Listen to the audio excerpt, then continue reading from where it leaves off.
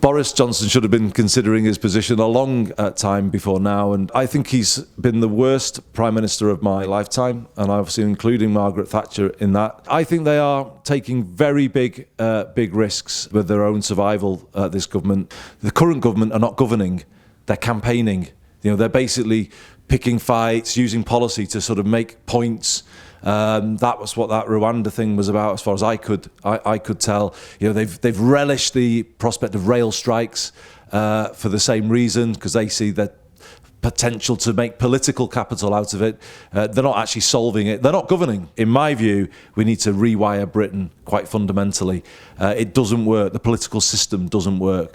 You know, it's not just that we've got a bad government, we've got a bad system of government. I'm not proposing an electoral pact, as the Tories often allege. I think democracy requires voters everywhere to have a full slate of candidates. I don't think it is healthy to say, oh, we won't stand there and you stand, because then you're taking away the choice of the party. And I personally don't think that is a good thing. What I am saying is, on specific issues related to rewiring Britain, proportional representation for the Commons, an elected Senate of the nations and regions to replace the unelected Lords, and more devolution of power out of Westminster to the English regions and Scotland, Wales and Northern Ireland.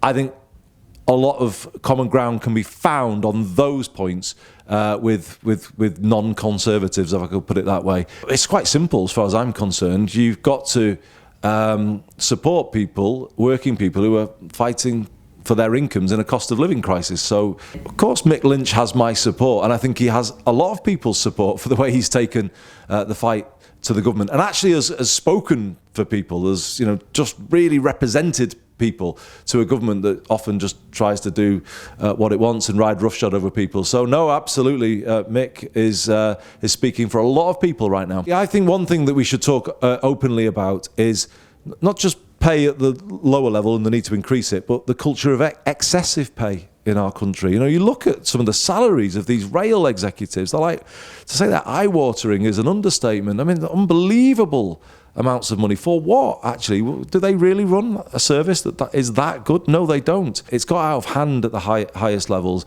So when everyone always says, you know, oh, if we had a £15 minimum wage, how would we afford it? Well, there's one way to afford it. Have a flatter structure, narrow the gap between bottom and top in public organisations, but in private organisations too. Genuinely, I think the pay of people at the top has just become obscene in some cases, and it's quite outrageous actually that we've got a government that's engineering strikes for its own political purposes. So that's where we are. I think many in the party have made it clear where they stand, but I think everyone's probably got an interest in getting the two sides around the table and getting a fair negotiation. And it's just, I said before, it's easy for me to comment on these things, but actually I have done that in Manchester. We had tram drivers who were saying that they weren't happy about pay, and we get around the table and we sort it. And sadly, we've got a government that's not governing, it's campaigning at the moment, and it's a terrible place for the country to be right now. You know, I think they are taking very big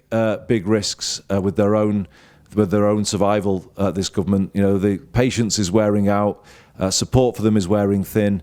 I think they are in deep peril when it comes to the next general election. Boris Johnson should have been considering his position a long time before now, and obviously the voters of Tiverton and Honiton have given him more grounds to do the same. So, you know, it just feels like there is no standards actually in politics anymore, and you know, when you've got no standards being set at the top, you know, that then creates the chaos that we see beneath the Prime Minister. So absolutely, I think he's been the worst Prime Minister of my lifetime, and obviously including Margaret Thatcher in that.